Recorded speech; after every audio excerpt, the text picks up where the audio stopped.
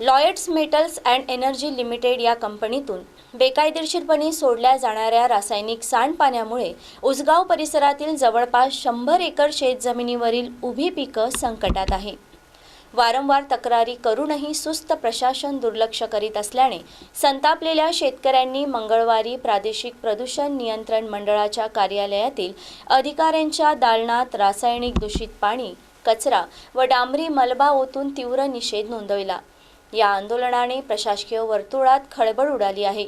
या विरोधात प्रशासनाने तात्काळ कायदेशीर कारवाई करून नुकसान भरपाई न दिल्यास येत्या 25 ऑगस्टला जिल्हाधिकारी कार्यालयासमोर आत्मदहन करू असा इशारा राजेश बेले व पीडित शेतकरी मोहनदास राजूरकर, वामन राजूरकर, रामरतन राजूरकर, सुधाकर ठाकरे यांनी दिला आहे।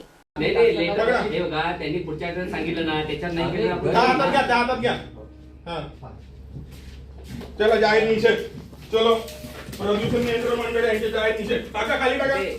प्रदूषण नियंत्रण मंडळ यांचे जाहीर निषेध, जाहीर निषेध, जाहीर निषेध टाका, खाली टाका, खाली टाका, जाहीर निषेध टाका, खाली टाका। प्रदूषण नियंत्रण मंडळ यांचे जाहीर निषेध।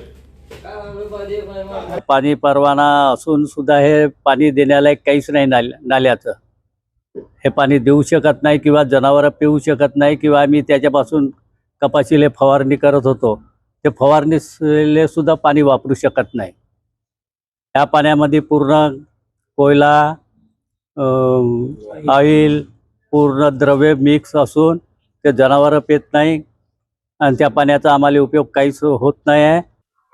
लॉयड्स मेटल लोह खनिज प्रकल्पाद्वारे उसगाव नाल्याला सोडत असलेले रासायनिक घाण कचरा, रासायनिक द्रव्य उसगाव नाल्यातून शेतीकरिता वापरण्यात येते। त्या शेती दूषित होऊन राहिलेल्या आहे। वन्य प्राणी, पाळीव प्राणी पाणी पिऊन नाही राहिलेले आहे।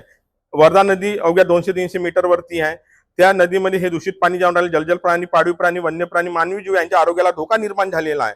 याच्यावरती आम्ही याच्या पहिले यांना निवेदन दिलं होतं प्रदूषण नियंत्रण महामंडळ प्रादेशिक अधिकारी, उपप्रादेशिक अधिकारी कार्यालयात, तरीही यांनी कुठल्याही प्रकारची कारवाई नाही केली। तर आज आम्ही यांचे सॅम्पल घेऊन आलो लोह खनिज प्रकल्पाचं, तर त्यांनी उडवाउडवीचे हवेमध्ये उत्तर दिलं, म्हणून आम्ही तेच रासायनिक घाण कचरा, रासायनिक द्रव्य त्यांच्या कॅबिनमध्ये टाकून जाहीर निषेध नोंदवलेला आहे। यांच्यावरती फौजदारी गुन्हा दाखल होऊन निलंबनाची कारवाई होत नाही तोपर्यंत आमचे आंदोलन राहील। 25 ऑगस्ट 2026 रोजी मंगळवारला दुपारी 12 वाजता मी स्वतः अनशनवर बसणार आहे आणि कास्तकार आत्मदान करणार आहे। एक शोकांतिका